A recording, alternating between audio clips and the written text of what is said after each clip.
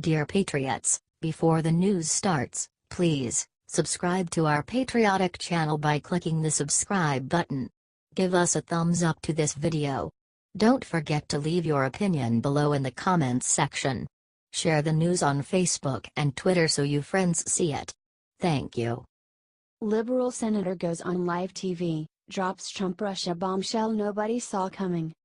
To this day we have zero evidence to indicate Donald Trump's presidential campaign colluded with the Russian government to take down Hillary Clinton. Zero. Zip. Nada. Nothing. And yet, the liberal mainstream media and Congressional Democrats continue to spout the same old lie. Now, progressive California Senator Dianne Feinstein just went on CNN and said the one thing that will have her ostracized from her corrupt party. She said she has not seen any evidence of collusion. From Free Beacon. Have you seen any evidence that this dirt, these emails, were ever given to the Trump campaign? CNN's Jake Tapper asked. Not so far, Feinstein said. Not so far, Tapper repeated. Have you seen any communications that suggested that the Trump campaign wanted them to release them through a different means, because obviously they were ultimately released by WikiLeaks? No, I have not, Feinstein said. And there it is. Still, nothing. Time to move on, liberals. Find a new hobby already.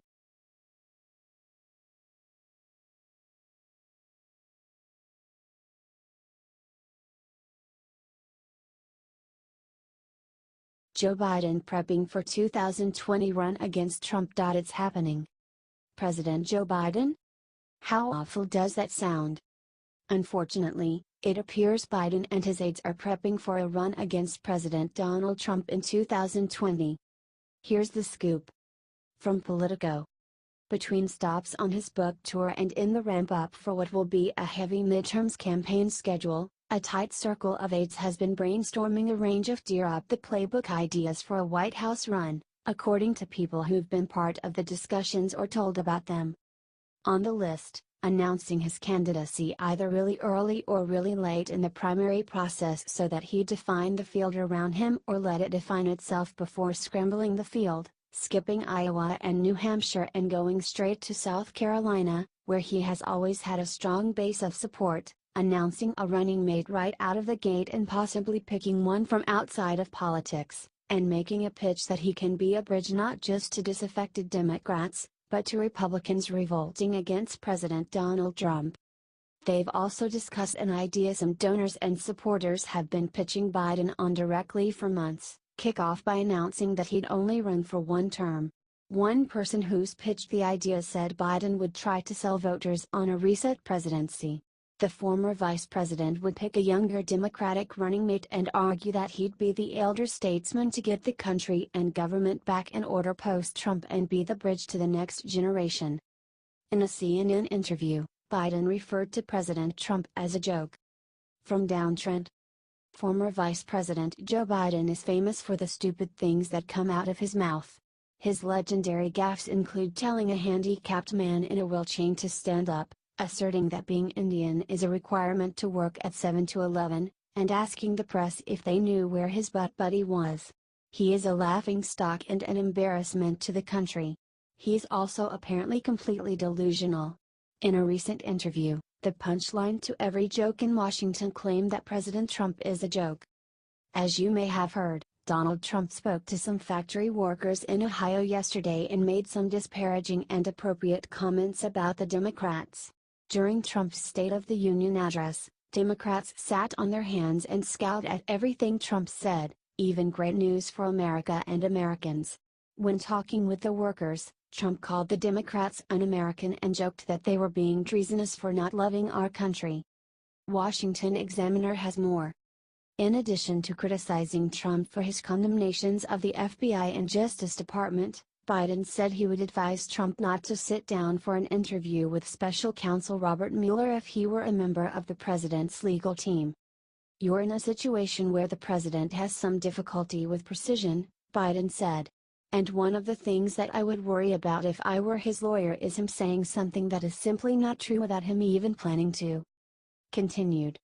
Trump has said publicly he would be willing to speak with Mueller as part of the special counsel's investigation into Russian meddling in the 2016 election and possible collusion between the Trump campaign and Moscow. But according to the New York Times, the president's lawyers are advising him not to do so. Trump's lawyers reportedly fear he could be charged with lying to investigators. Run, Joe, and Trump will win all 50 states.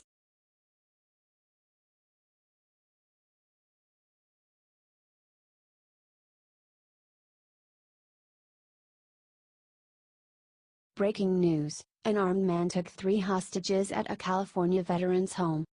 An armed man took 3 hostages during an active shooter situation at a California veteran's home Friday afternoon, a fire official said. Earlier, it emerged the veteran's home was on lockdown after reports of shots fired. The Napa County Sheriff's Office said officers responded to the veteran's home of California in Yountville around 10:45 a.m. local time and a shelter-in-place order was issued. Between 15 to 20 shots went off at the facility, police said, according to KTVU. Law enforcement is at the Yountville veteran's home right now following reports of gunfire. The safety of our residents, workers and the community is our top priority, the veterans' home said in a statement on Facebook. We have activated our emergency response protocol and are cooperating with law enforcement. Further official information will be provided by law enforcement when it is confirmed. An official from the veterans' home told KFOR that it was unclear if the shots were fired from inside or outside the building. The Napa Valley Register reported an armed gunman, dressed in black with body armor, entered the building and may have taken hostages. There was no immediate information on injuries. The California Highway Patrol tweeted that they were aware of the incident and were working with officials to bring the situation to a safe conclusion. According to California Department of Veterans Affairs, the Veterans Home of California in Yountville dates back to 1884 and is considered the largest veterans home in the U.S. with more than 1,000 veterans from all wars dating back to World War II. This is a breaking news story. Please check back for more information.